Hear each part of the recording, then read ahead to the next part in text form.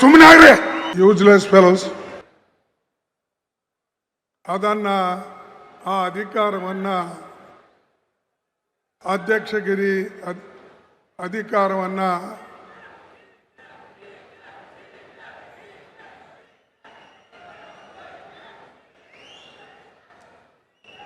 ಆಯ್ತಾ, ಇದಿಷ್ಟು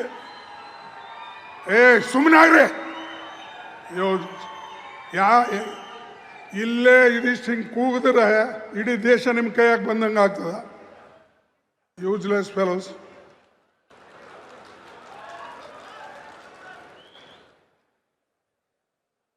ಯಾವಾಗಲೂ ಇದು ಕಾಂಗ್ರೆಸ್ ಪಕ್ಷದ ಇದು ಮೀಟಿಂಗ್, ಇದರಲ್ಲಿ ಯಾವ ಒಂದು ವ್ಯಕ್ತಿ ಮತ್ತು ಮೀಟಿಂಗ್ ಅಲ್ಲ.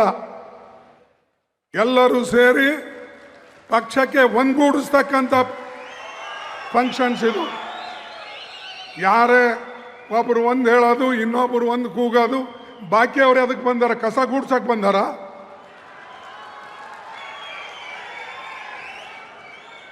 ಬಂಧುಗಳೇ, ನೆನಪಿಡಿ, ಯಾವಾಗಲೂ ಕೂಡ ಶಿಸ್ತು ಪಕ್ಷಕ್ಕೆ ಬೇಕು. ಇಲ್ಲಿ ವ್ಯಕ್ತಿ ಪೂಜೆ ನಡೆಯೋದಿಲ್ಲ, ಯಾರೆಷ್ಟೇ ದೊಡ್ಡವರು ಇರಲಿ. ನಾನು ನೋಡಿದ್ದೀನಿ, ನನ್ನ 58 ವರ್ಷದ ರಾಜಕೀಯದಲ್ಲಿ ಏರುಪೇರುಗಳು ನೋಡಿದ್ದೇನೆ.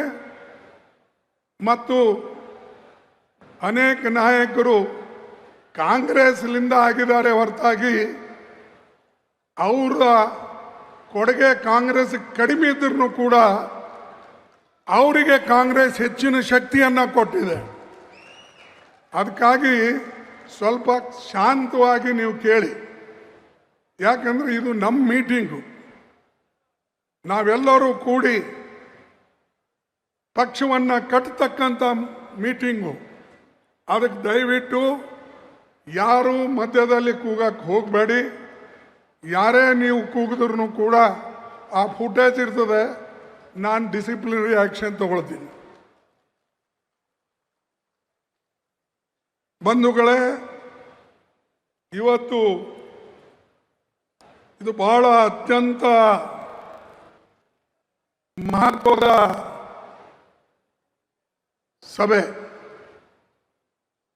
ಇದಕ್ಕೆ ಶಿವಕುಮಾರ್ ಅವರು ಸಾಕಷ್ಟು ಸೇವೆಯನ್ನು ಸಲ್ಲಿಸಿ ಪಕ್ಷ ಕಟ್ಟಿ, ವಿಶೇಷವಾಗಿ ಬೀದರಿಂದ ಮೈಸೂರುವರೆಗೆ, ಬೆಳಗಾವಿಯಿಂದ ಕೋಲಾರವರೆಗೆ ಅಡ್ಡಾಡಿ ಎಲ್ಲರನ್ನ ಒಗ್ಗೂಡಿಸಿ ತೆಗೆದುಕೊಂಡು ಹೋಗಿ ಪಕ್ಷಕ್ಕೆ ಒಂದು ಶಕ್ತಿ ತುಂಬತಕ್ಕಂಥ ಕೆಲಸ ಅವರು ಮಾಡಿದ್ರು. ಅದೇ ರೀತಿಯಾಗಿ ಸರ್ಕಾರದಲ್ಲಿ ಸಿದ್ದರಾಮಯ್ಯನವರು ತನ್ನ ಎಲ್ಲ